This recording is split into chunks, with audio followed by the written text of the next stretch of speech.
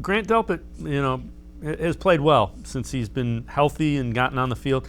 He talked just kind of the Browns need to stay kind of that aggressive mindset. Here's Grant Delpit.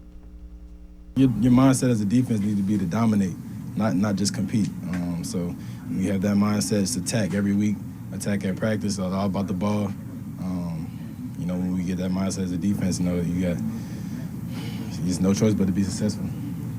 If you don't have Newsome this week, obviously we don't know yet. Mm-hmm. Do you feel like you guys are hold the fort down? Next man up. If we don't have Greg or whatever, that's Coach Wood's question. I don't know, but right. It's next man up, and I'm sure we're gonna be fine. And the Browns do not have Greg Newsome, so that was done before it was made official. He is out. But aggressive is one thing, and Scott and I were talking about this just before he got off and you joined us.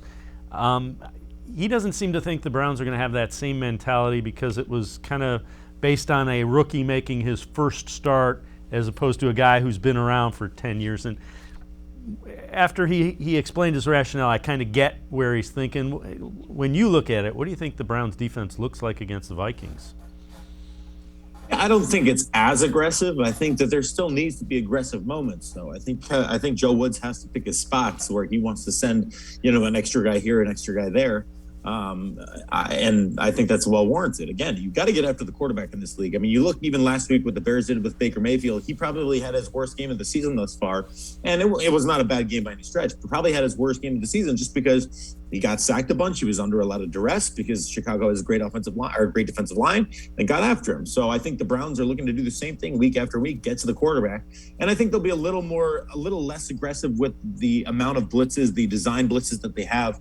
But I still think that they have to pick their spots and have to get after Kirk Cousins. I know they're going to respect Kirk Cousins' ability to read a defense. Again, he's been in the league a long time, but this Browns defensive line can get after him, and he's going to need some help. Maybe throw some JOK in there, let him get to the quarterback as well. Yeah, and you can be sure, Chicago didn't ship or do anything to Myles Garrett. Myles Garrett is going to have a whole lot of attention because the Vikings saw what happens if you allow him to wreck an offense, and he wrecked the Bears' offense.